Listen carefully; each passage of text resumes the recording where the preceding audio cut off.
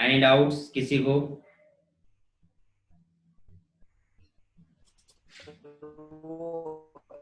Excel गया। ठीक है, तो फिर कंटिन्यू करते हैं हम लोग। आज हम करेंगे, हमने रेजिस्टेंस का कर लिया, इंडक्टर का कर लिया, नेक्स्ट कैपेसिटेंस का करेंगे। नेक्स्ट जो होगा वो क्या होगा हमारा, AC circuit containing capacitor only. AC circuit containing capacitor only. तो अगेन वही बात है कि जैसे हमने इंडक्टर और रेजिस्टेंस में हमने ईएमएफ लिया, देन उसके बाद हमने करंट के रिलेशन निकाला, वही चीज यहाँ कैपेसिटर में भी होगा। तो पहला हमारा केस हो गया AC circuit containing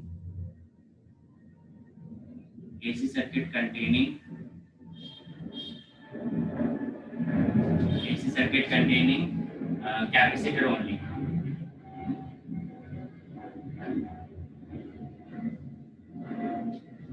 AC circuit containing capacitor only, that means कि आपके यहाँ इसमें क्या आ गया कि सिर्फ कैपेसिटर यहाँ पे कनेक्टेड है और एसी सर्किट में। तो अगेन वही बात है लेट ईएमएफ कि यहाँ अगर देख लो आप, इधर बना देते हैं, ये कैपेसिटर है और ये एसी सप्लाई है। कैपेसिटर के केस में एक चीज आपको याद होनी चाहिए कि जब हमने चैप्टर 3 पढ़ा तो कैपेसिटर के बारे में जब हम पढ़ रहे थे तो हमने देखा था कि वहां पे करंट का रोल नहीं होता था, चार्ज का रोल होता था। और वहां पे एक रिलेशन पढ़ा था Q is equal to CV capacitor के केस में, Q is equal to CV। तो जिस तरीके से हम पैरेलल और सीरीज के कनेक्शन के लिए करंट और ईएमएफ यानी पोटेंशियल का हम देखते हैं रिलेशन, उसी तरीके से करंट की जगह पे अब यहाँ पे क्या आ जाएगा, चार्ज आ जाएगा। ठीक है, तो अगेन वही बात है, अगर आप देखो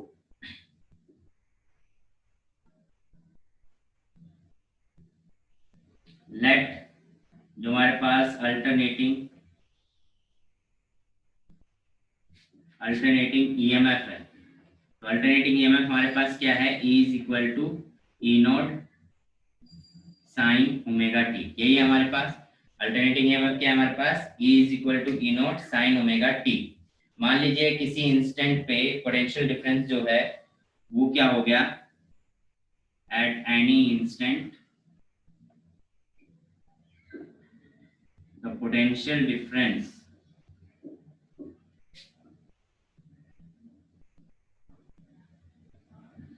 तो potential difference is equal to V is equal to क्या होता है, Q बाय C, क्योंकि Q is equal to CV होता है तो C इज इक्वल टू क्या हो जाएगा, Q बाय V। अब ये पोटेंशियल डिफरेंस है तो एट एनी इंस्टेंट पे ये पोटेंशियल इसके बराबर होना चाहिए, which is equal to E naught sine omega t. ठीक है, किसके बराबर होना चाहिए, साइन ओमेगा टी के। तो यहां से हम देख सकते हैं कि Q इज इक्वल टू जो हमें मिल गया यहाँ से, देयरफॉर हम Q इज इक्वल टू क्या लिख सकते हैं, Q is equal to C E naught sine omega t. क्या हो गया, साइन ओमेगा टी। लेट अगर करंट की बात करते हैं, क्योंकि I is the instantaneous values of current, if I be the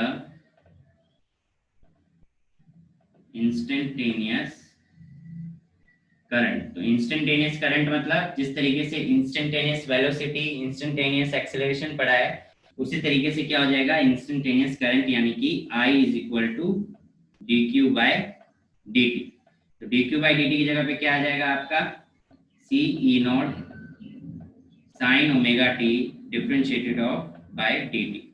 तो C कांस्टेंट, E कांस्टेंट बाहर आ जाएगा, तो C और E नॉट तो कांस्टेंट बाहर आ गया, अंदर क्या बच गया, साइन ओमेगा टी अपॉन में dt। अब साइन का डिफरेंशिएशन कौन बताएगा, साइन का डिफरेंशिएशन कोई बताएगा, सर कॉस। कॉस, यहाँ पे कॉस साइन ओमेगा टी है तो क्या बन जाएगा, कॉस ओमेगा टी। बट अगर आपको ध्यान हो कि जब हम साइन ओमेगा टी का इंटीग्रेशन कर रहे थे तो मैं लिख दिया था cos omega T by omega, और मैंने बोला था कि अगर इसका डिफरेंशिएशन करोगे तो ये ओमेगा की जगह कहाँ, नीचे की बजाय कहाँ जाएगा, आगे, मल्टीप्लाई। ये डिफरेंशिएशन में होता है। ठीक है, तो यहाँ पे देखिए आप डिफरेंशिएशन कर रहे हो तो आपका I इज इक्वल टू क्या मिलेगा, C E naught sine omega T का डिफरेंशिएशन क्या होगा, कॉस ओमेगा टी, और ओमेगा टी का दोबारा डिफरेंशिएशन करोगे, ओमेगा टी का दोबारा डिफरेंशिएशन करोगे तो क्या आ जाएगा आगे, ये आ गया आगे। ठीक है, तो आपका क्या बन गया कॉस ओमेगा टी। तो C E naught omega cos omega t, omega आगे आ गया क्योंकि कांस्टेंट टर्म है। ठीक है, तो आपको क्या मिल गया, आई इज इक्वल टू मिल गया E naught omega C cos omega t. ठीक है, अब ये ओमेगा सी को हम नीचे ले जा सकते हैं, नीचे ले जा सकते हैं कैसे, मतलब इस तरीके से 1/ओमेगा सी, इसको ओमेगा सी को नीचे लाओगे तो क्या बन जाएगा 1/ओमेगा सी कॉस ओमेगा टी, 1/ओमेगा सी कॉस ओमेगा टी। यहां तक किसी को दिक्कत?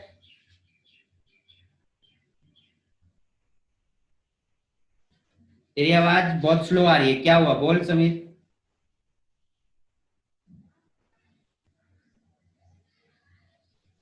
रुक, मैं हेडफोन कनेक्ट।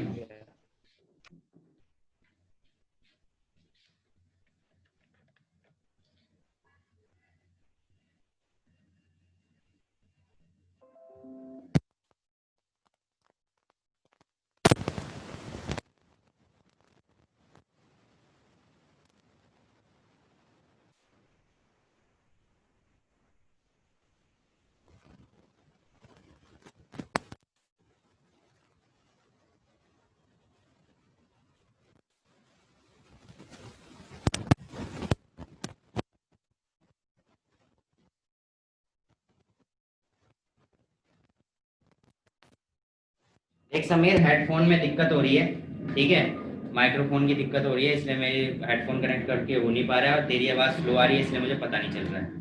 ठीक है, तो तू चैट पे लिख दे, मैं चैट पे पढ़ लूंगा क्या दिक्कत है, बोल।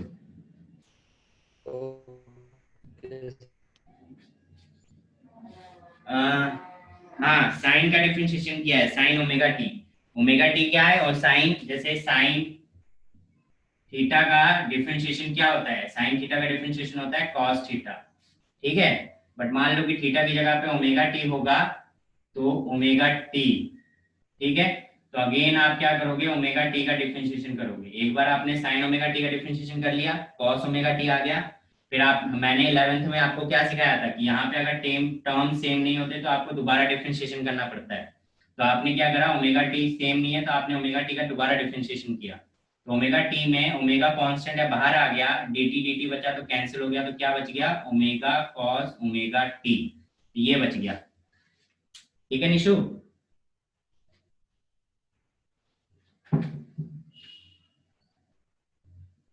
तो इसलिए जो यहाँ पे लिखा है omega C cos omega t है, और ओमेगा सी को नीचे ले गए तो 1/ओमेगा सी हो गया। ठीक है, ओमेगा सी को नीचे ले गए तो क्या बन गया 1/ओमेगा सी। अब यहाँ तक किसी को कोई दिक्कत है? नहीं है तो एक बार चैट पे लिख दो, यस सर, हो गया सर, डन सर, समझ में आ गया, जो भी है क्लियर सर, एक बार लिख दो। सर।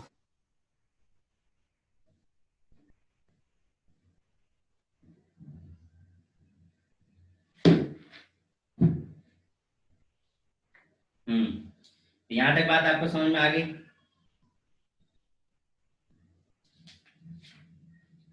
अब एक बात बताओ, 1/ओमेगा सी कॉस ओमेगा टी, अगेन अगर मैं इस इक्वेशन को, करंट की इक्वेशन को ईएमएफ के साथ कंपेयर करना चाहता हूँ, ठीक है, ईएमएफ को, नंदनी आपको समझ में नहीं आया? नंदनी है? आ गया सर। आ गया, ठीक है, तो बोलो ना, रिप्लाई करो, तो पता चलता रहे। तो कॉस ओमेगा टी, और यहाँ देखो साइन ओमेगा टी, हमें करंट और ईएमएफ को क्या करना है, कंपेयर करना है। तो करंट और ईएमएफ को अगर कंपेयर करना है तो यहाँ साइन है तो यहाँ भी साइन लाना पड़ेगा, है ना, यहाँ साइन है तो यहाँ भी, यहाँ साइन है तो यहाँ भी साइन लाना पड़ेगा। और हमने लास्ट क्लास में देखा था साइन कैसे आता है, फॉर्मूला हमने पढ़ा था कि sine 90 minus theta is equal to cos theta, ये होता है ना, बट हमें ना थीटा माइनस 90 बनाना है, फिर कैसे करें, मतलब 90 बाद में आना चाहिए, थीटा पहले आना चाहिए, तो फिर क्या करेंगे, यहाँ तो माइनस भी नहीं है कि माइनस अंदर ले जाएंगे। एक फॉर्मूला और पढ़ा होगा, साइन 90 प्लस थीटा भी क्या होता है, कॉस थीटा होता है कि नहीं होता है? कौन कौन है यहाँ मैथ्स वाले? Sine 90 plus theta cos theta होता है कि नहीं होता है?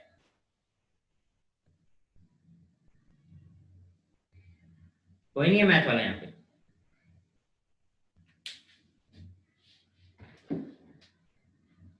मैथ समीर है। समीर तेरी आवाज नहीं आ रही, बहुत स्लो आवाज आ रही है,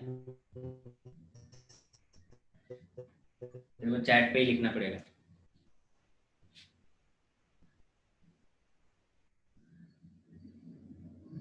तो sine 90 plus theta is equal to cos theta होता है, तो हम कॉस ओमेगा टी को साइन 90 प्लस ओमेगा टी लिख सकते हैं। ये यहाँ आगे टर्म होगा तो क्या आ जाएगा, I is equal to E naught 1/ωc, 1/ωc ये हो जाएगा sine sine π/2 plus omega t. ठीक है, तो I is equal to 1/ωc को हम लिख सकते हैं XC। ठीक है, 1/ωc को हम लिख सकते हैं XC, जैसे XL लिखा था वैसे XC लिख सकते हैं, और ये बन जाएगा साइन ओमेगा टी प्लस π/2। ठीक है, where XC is equal to 1/ωc, where XC is equal to 1/ωc, which is known as capacitive reactance,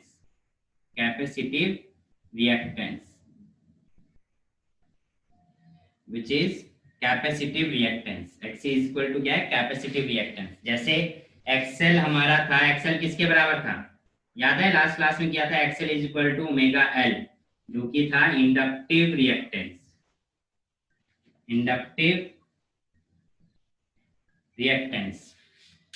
तो XL is equal to omega L inductive reactance, capacitive reactance. तो XC क्या है, जिस तरीके से मैंने बोला था कि XL रेजिस्टेंस है इंडक्टर में, उसी तरीके से XC जो है वो रेजिस्टेंस है कैपेसिटर में, यानी कैपेसिटर के अंदर जो रेजिस्टेंस होता है उसको हम क्या बोलते हैं, कैपेसिटिव रिएक्टेंस, जो कि 1/ωc के बराबर होता है। ठीक है, यहाँ तक आई होप आप लोगों को क्लियर होगा। दूसरा देखो, अगर इक्वेशन ईएमएफ की इक्वेशन और करंट की इक्वेशन को कंपेयर किया जाए, ईएमएफ के और करंट की इक्वेशन को कंपेयर किया जाए, इसको रुको एक मिनट,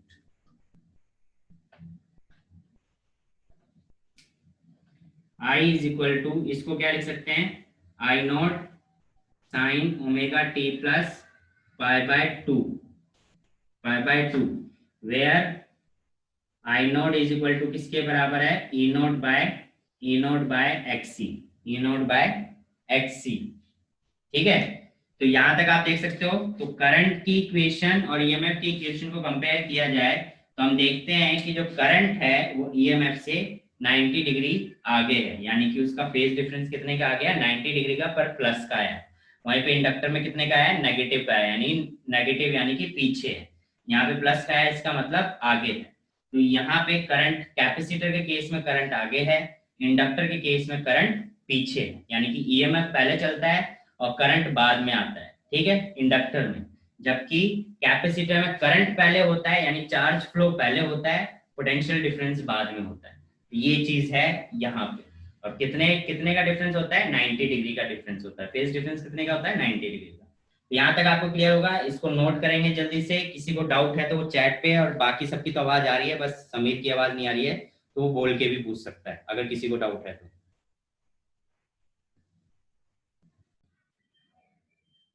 देखिए मैं यहाँ पे डायग्राम बना रहा हूँ, यहाँ बन जाता है तो ठीक है।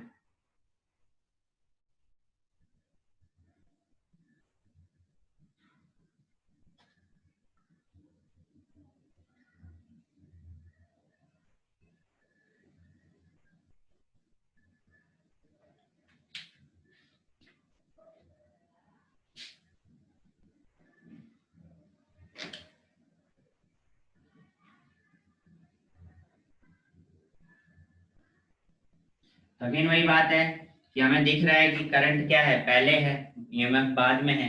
इसका मतलब है कि करंट की मैक्सिमम वैल्यू होगी उस टाइम पे, ईएमएफ की वैल्यू क्या होगी, 0 होगी। यानी कि मान लो कि ये ईएमएफ है जो कि 0 पे स्टार्ट हो रहा है, तो इस टाइम पे करंट की वैल्यू क्या होनी चाहिए, मैक्सिमम। तो ये यहाँ से स्टार्ट हुआ, और कितने का, 90 डिग्री का, तो 0 डिग्री ये होता है, 90 डिग्री ये होता है, ये वाला वैल्यू 90 डिग्री है, ये 180 डिग्री है। ठीक है, तो ये 90 पे आएगा। ठीक है, और ये 180 पे फिर मैक्सिमम हो जाएगा, फिर 90 पे क्या आ जाएगा, 0 आ जाएगा, फिर ऐसे। ठीक है, समझ गए? तो इस तरीके से आप देख सकते हो। किसी एक पॉइंट पे अगर आप देख लो, मान लो कि इस पॉइंट पे अगर हम देखते हैं तो ये लाइन बनी यहाँ पे ऐसे जा रही है और ये लाइन ऐसे जा रही है। तो ये तो हमें पता है, हमने हर बार किसको फिक्स किया है, ईएमएफ को फिक्स किया है। तो ईएमएफ ये फिक्स हो गया, जो कि कितना है, ओमेगा टी। अब इससे 90 ज्यादा है, 90 ज्यादा है मतलब कि इधर जाएगा, तो ये आ गया 90 ज्यादा, ये 90 इसमें ऐड हो गया, ये ओमेगा टी में 90 ऐड कर दिया हमने अंदर। ठीक है, ये क्या आ गया, ये हो गया ई नॉट और ये क्या हो गया, आई नॉट। ये शो कर रहा है ईएमएफ को, ये शो कर रहा है करंट। ठीक है, यहाँ तक किसी को डायग्राम देखो सिंपल है। जब ओमेगा टी बाद में यानी ईएमएफ बाद में स्टार्ट हुआ है, करंट पहले से स्टार्ट हो रखा है, यानी कि जब ईएमएफ की वैल्यू 0 थी उस टाइम पे करंट की वैल्यू क्या होनी चाहिए, मैक्सिमम। तो 0 पे करंट की वैल्यू मैक्सिमम है, वो यहाँ से 90 डिग्री तक आया और चला गया। अब 90 डिग्री तक आ गया तो हमने एक पॉइंट कोई ले लिया किसी टी टाइम पे जिसपे ईएमएफ और करंट की वैल्यू मिल जाए। तो ईएमएफ की वैल्यू मिली ये, यानी कि ईएमएफ, और इसी तरीके से करंट की वैल्यू मिली हमें ये, जो 90 डिग्री जाता है। तो ओमेगा टी में 90 डिग्री ऐड कर दो, तो ओमेगा टी में ये 90 डिग्री ऐड किया तो आई नॉट बन गया। ठीक है, ओमेगा टी में 90 डिग्री ऐड किया तो आई नॉट बन गया। तो इस तरीके से डायग्राम बन जाएगा, डायग्राम बना लीजिए। ठीक है, दिख रहा है ना सभी को? इंक डाल लेता हूँ।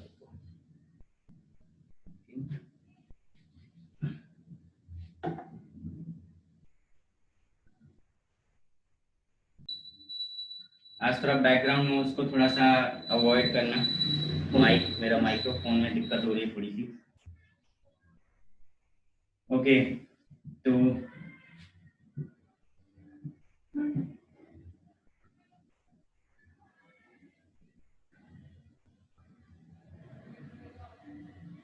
सबने ड्रॉ कर लिया डायग्राम? अब थोड़ी सी और पार्ट इसका देख लेते हैं, जैसे कि हमने एक्सेल के केस में समझा था।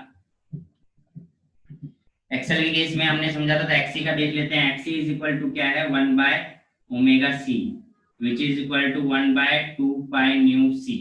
दैट मीन्स अगर हम मान लें कि जो डीसी सप्लाई होती है, डीसी सप्लाई के लिए फ्रीक्वेंसी क्या होती है, 0, है ना, और डीसी सप्लाई,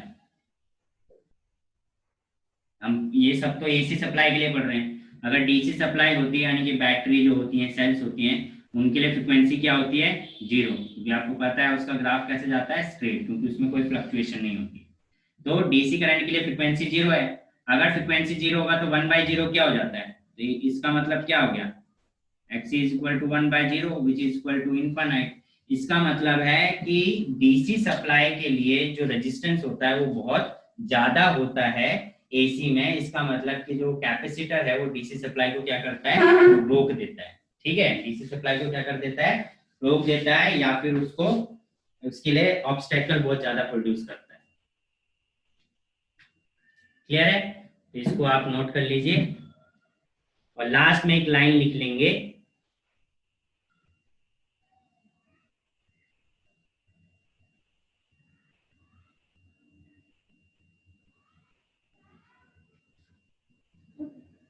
लास्ट में लिख लेंगे, in an AC circuit containing capacitor only, in an AC circuit containing capacitor only, alternating current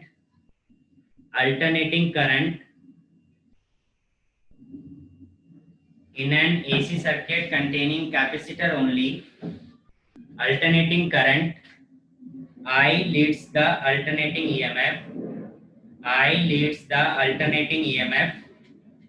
by a phase by a phase angle of pi by 2, by a phase angle of pi by 2, by a phase angle of pi by 2।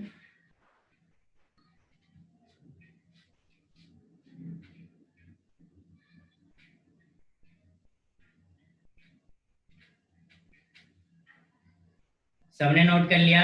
Nandini, Manish, अच्छा, yes sir. समझ में आया? हाँ जी। पक्का?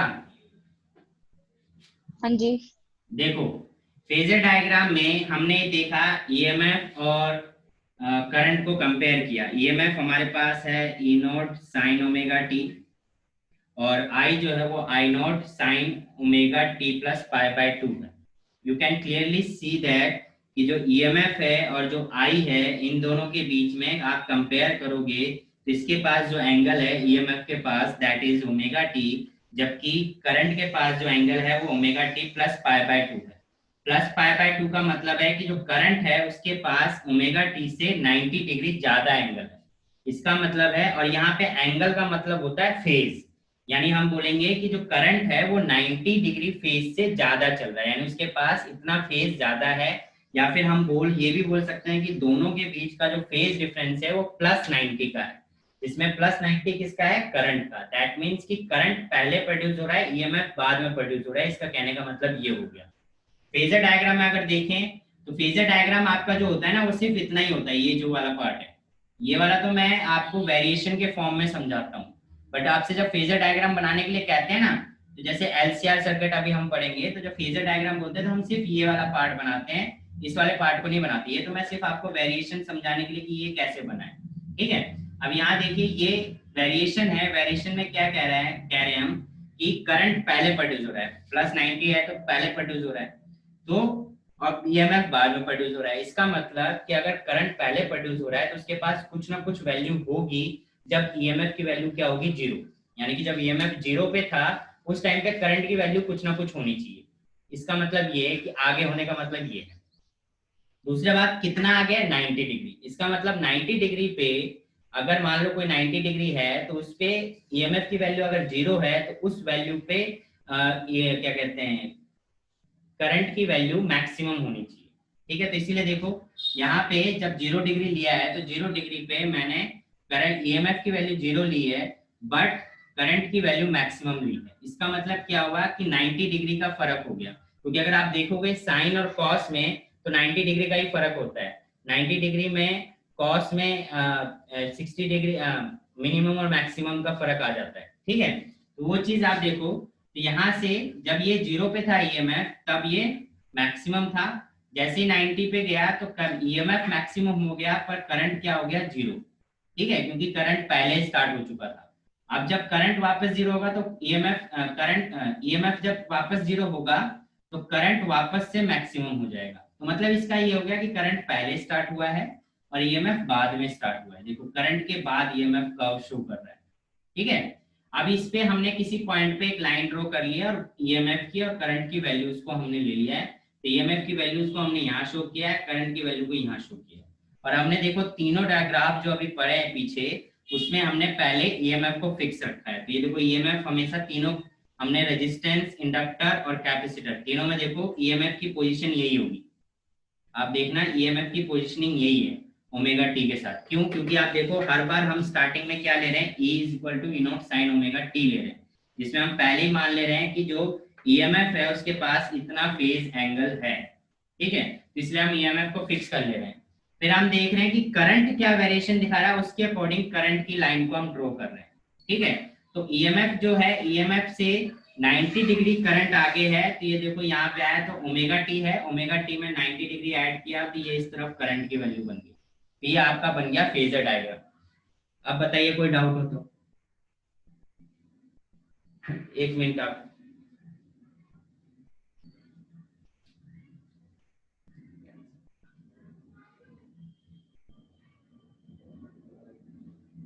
मनीष, आया समझ में?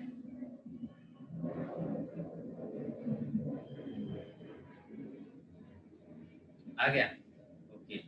और किसी को कोई डाउट? समीर, आया समझ में? रिपीट करने के लिए बोल रहे थे आप, मनीष और समीर।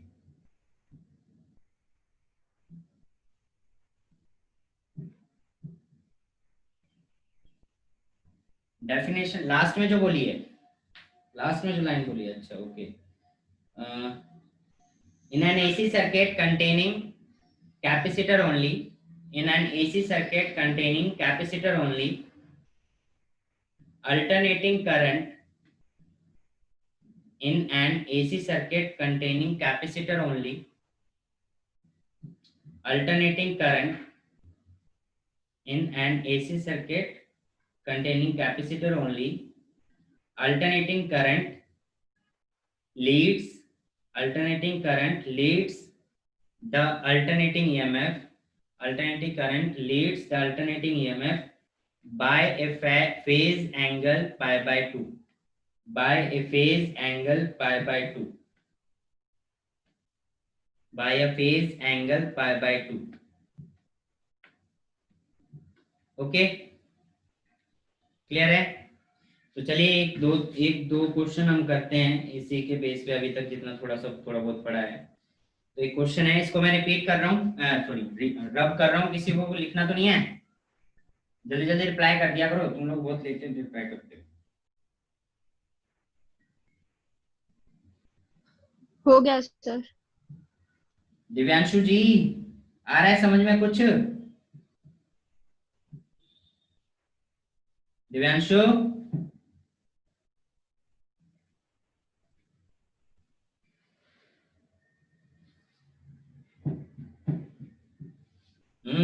चलो सब समझ में आ रहा है। अच्छा चलो, अच्छी बात है, आ रहा है तो।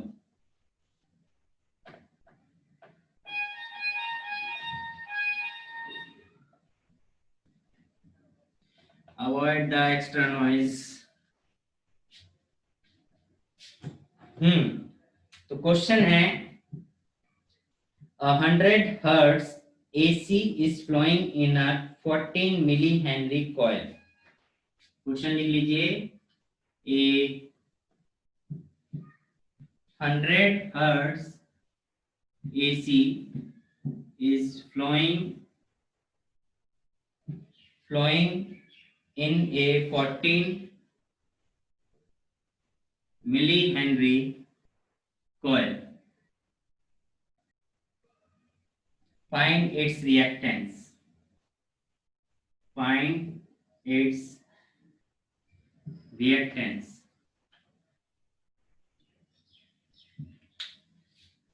तो रिएक्टेंस फाइंड करना है। 14 मिली हेनरी कॉइल है, दैट मींस गिवन क्या क्या है वो देखिए। एल की वैल्यू दे रखी है 14 मिली हेनरी, मतलब 14 × 10⁻³ हेनरी, और हर्ट्ज दिया हुआ है यानी कि फ्रीक्वेंसी गिवन है 100 हर्ट्ज। रिएक्टेंस निकालना है, तो कैपेसिटिव रिएक्टेंस इंडक्टर केस में इंडक्टिव रिएक्टेंस होगा यानी XL which is equal to omega L, और ओमेगा किसके बराबर होता है? 2 पाई न्यू के। तो you have the values 2 pi 22/7 और 3.14 into frequency is 100 into inductor is 14 into 10⁻³ so that is XL। इसको आप कैलकुलेट करोगे, you will get the 8.8 ओम। समझ गए सभी? 8.8 ओम। इस तरीके से रिएक्टेंस कैलकुलेट करना है। नेक्स्ट क्वेश्चन देखिए, ये आप मेरे को खुद सॉल्व करके दिखाएंगे, बताएंगे मतलब। नेक्स्ट क्वेश्चन है, ये नोट कर लो जल्दी से, 1 मिनट भी क्या, आधा second.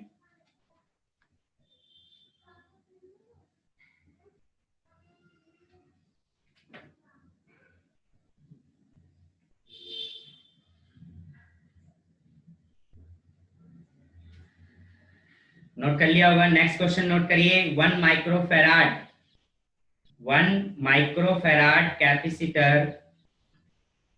microfarad capacitor is joined to 200 volt and 50 hertz alternator. Joined to 200 volt 50 hertz alternator. Calculate the RMS current through capacitor. Calculate the RMS current through capacitor.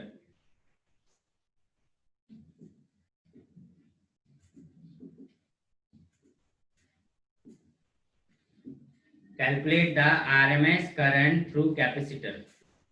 One hint क्या है आपके लिए? अगर क्वेश्चन में आपको नॉर्मली 200 वोल्ट और उसके साथ फ्रीक्वेंसी गिवन है, दैट मीन्स वो पोटेंशियल आपको आरएमएस पोटेंशियल गिवन है, यानी आरएमएस ईएमएफ गिवन है, वर्चुअल ईएमएफ गिवन है, इफेक्टिव ईएमएफ गिवन है। अगर आपको उसके साथ फ्रीक्वेंसी गिवन है दैट मीन्स वो आरएमएस की बात कर रहा है, जो वैल्यू गिवन है वो आरएमएस गिवन है। यानी कि क्वेश्चन में जो बोला है 1 माइक्रोफैराड कैपेसिटर, यानी कैपेसिटर की वैल्यू कितनी दे दी 1 माइक्रोफैराड। कैपेसिटर कितना है 1 माइक्रोफैराड। माइक्रो की वैल्यू आप जानते होंगे तो नहीं। हाँ जी, तो मैं बोल रहा था कि कैपेसिटर की वैल्यू क्या है 1 माइक्रोफैराड, और आपको 200 वोल्ट फ्रीक्वेंसी गिवन है, तो वो आपको ERMS ही गिवन है, दैट इज 200 वोल्ट। फ्रीक्वेंसी आपको गिवन है कितना 50 hertz, and you have to calculate IRMS। तो बताइए कि IRMS कितना आएगा।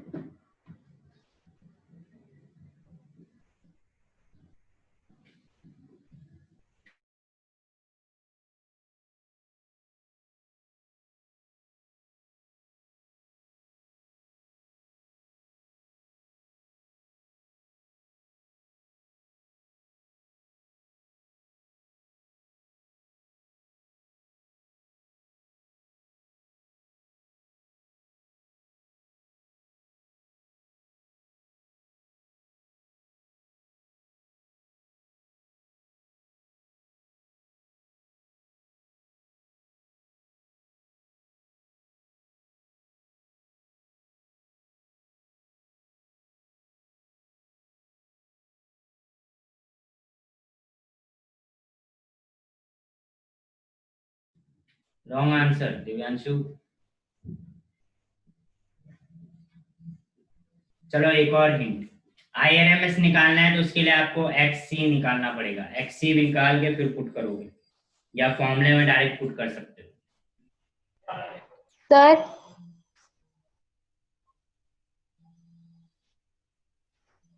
हाँ जी, सर 0.9।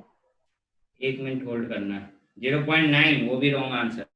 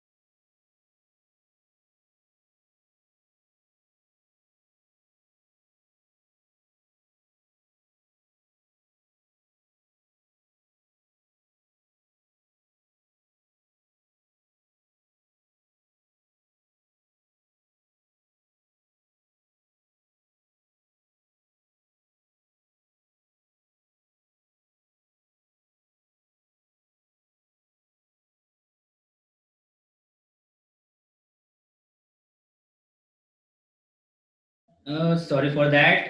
12th का रिजल्ट आ गया आज।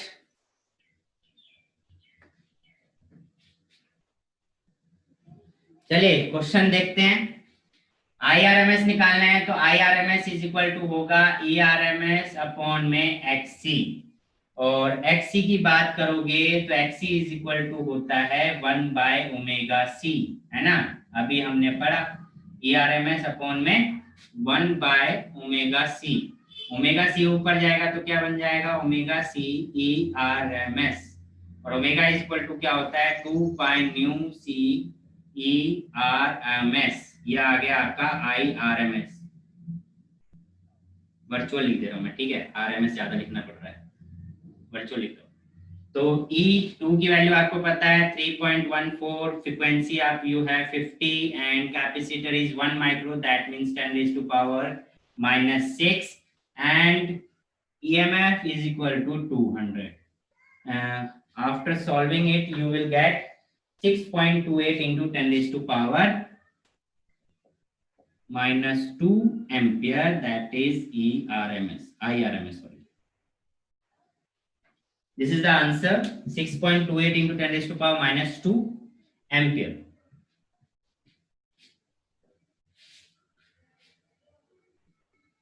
तो बोले क्यों नहीं समीर, मनीष बोल दिया करो।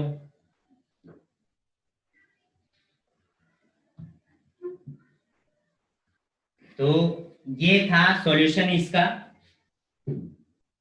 अब यहां तक किसी को कोई डाउट है तो बताइए। ये चैप्टर मैं थोड़ा आराम आराम से ले रहा हूं क्योंकि आपको जल्दीबाजी ना लगे, क्योंकि ये चैप्टर अच्छे से समझना है, तो इसको अच्छे से समझना है, धीरे धीरे समझना है, जल्दबाजी में चैप्टर को नहीं बढ़ाना है ताकि कंफ्यूजन ना क्रिएट हो।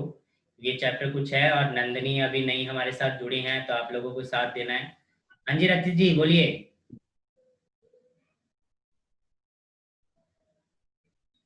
सर कुछ भी नहीं। कुछ नहीं बोलना, ओके। नंदिनी जी समझ में आ रहा है? हाँ जी सर। अच्छा, देख लो कहीं पे डाउट हो रहा हो, क्योंकि मुझे डाउट हो रहा है फिर। नहीं अभी तो नहीं, अभी नहीं हो रहा, पूछ लूंगी जब होगा। अच्छी बात है, फिर नहीं हो रहा है तो अच्छी बात है, ठीक है। अच्छा, दूसरी बात, मैंने देखा, मैंने लास्ट क्लास में भी नोटिस करवाया था कि जो असाइनमेंट हैं उनके सॉल्यूशन अभी तक अपलोड नहीं किए गए हैं गूगल क्लासरूम में, और वो अभी तक नहीं अपलोड किए गए हैं। तो इसे मैं क्या समझूं, आप लोग पढ़ नहीं रहे हैं, या फिर ऑनलाइन क्लास का फायदा उठा रहे हैं, या फिर मेरा डर खत्म हो रखा है, क्या समझूं इसे?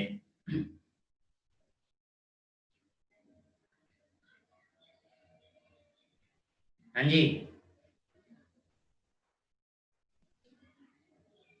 अभी तो यही चल रहा है, तो यही चल रहा है तो फिर क्या मतलब, असाइनमेंट तो मैंने 4, 5, 6 से दे रखे हैं, पूरा सॉल्व करने के लिए तो मैंने बोला भी नहीं था। सर ये इस चैप्टर से भी है उसमें क्वेश्चन। हाँ हाँ, वही मैं कह रहा हूँ कि जितने चैप्टर हुए हैं उस चैप्टर से रिलेटेड करो ना, जो चैप्टर चल रहा है उसको छोड़ो। और मैंने इसीलिए कुछ क्वेश्चन, स्पेसिफिक क्वेश्चंस भी दिए थे कि यही स्पेसिफिक क्वेश्चन को सॉल्व करके अपलोड करो, ताकि आप लोग उसको होमवर्क कर सकें। क्या बात है निशु, अभी तक आपके अपलोड नहीं हुए होमवर्क असाइनमेंट? मैं इसलिए ज्यादा फोर्स नहीं कर रहा क्योंकि आप लोगों को क्या कहते हैं, स्कूल से भी ज्यादा काम मिलता है, तो इस वजह से मैं ज्यादा फोर्स नहीं कर रहा हूँ, बट आप लोग इस चीज का फायदा उठा रहे हैं। ऐसे नहीं चलेगा ना, ट्वेल्थ में थोड़ा सिंसियरली काम करना पड़ेगा, हैं? चाहे बेशक 2 क्वेश्चन सॉल्व हो रहे हैं, 3 हो रहे हो, 4 हो रहे हो, कम से कम कुछ तो डालो, कुछ तो अपलोड करो, मुझे लगे तो कि आप लोग पढ़ रहे हो। मतलब सिलेबस भागे जा रहा है और आप लोग कुछ भी नहीं करोगे तो क्या फायदा फिर सिलेबस पढ़ाने का, आगे बढ़ाने का कोई फायदा ही नहीं है। सिलेबस मैं बढ़ा के पूरा हाफ फर्स्ट पार्ट खत्म कर दूं, आप लोग कुछ करोगे ही नहीं। बस एक सर सोनिया का कुछ रिस्पॉन्स आता है मेरे पास। निशु आपकी आवाज नहीं आ रही, आप चैट पे लिखो।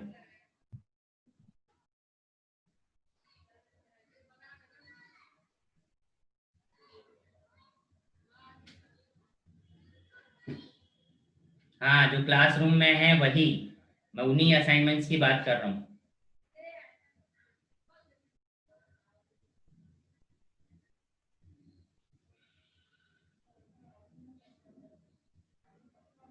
WPS से करा दो। WPS क्या है नंदिनी?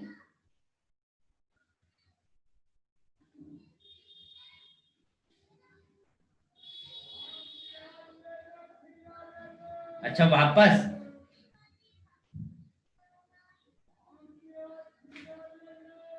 कोई बात नहीं निशु, जितने कर लिए उनको तो अपलोड करो कम से कम, जो मतलब यूं समझ लो दिन का जितना कर ले तो एटलीस्ट उतना तो करो। हाँ, एक दिन में आप एक करो सॉल्व, दो करो, तीन करो, मतलब जितना भी सॉल्व करो एटलीस्ट वो अपलोड करो। ये नहीं कि सर अभी दो रह गए हैं, दो किए हैं, तीन करे, ये नहीं। एटलीस्ट मुझे लगेगा कि हाँ आप लोग एक दिन में एक क्वेश्चन तो कर रहे हो। अगर इतना भी नहीं करोगे तो फिर तो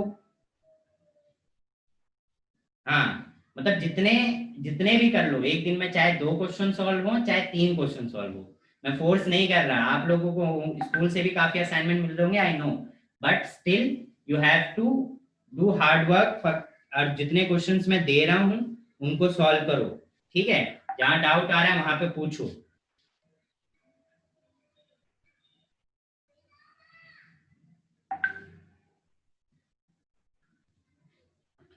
ठीक है, तो इसीलिए जितने भी क्वेश्चन दिन के सॉल्व हो रहे हैं असाइनमेंट से, डेली के कुछ ना कुछ क्वेश्चन अपलोड होने चाहिए। मुझे दिखना चाहिए कि आप लोग क्वेश्चन कर रहे हो, सॉल्व कर रहे हो।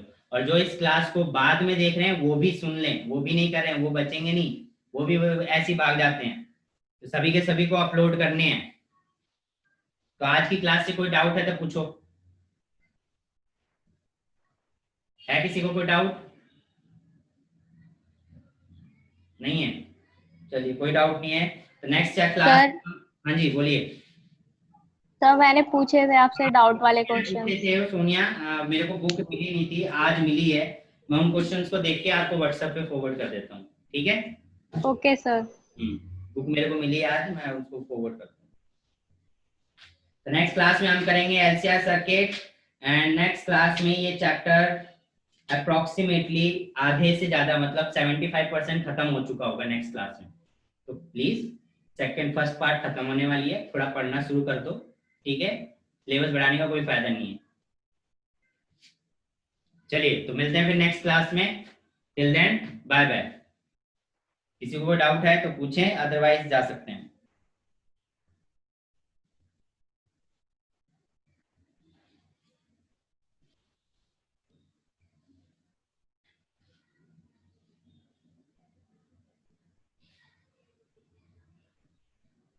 चलिए ठीक है, फिर मिलते हैं नेक्स्ट क्लास में।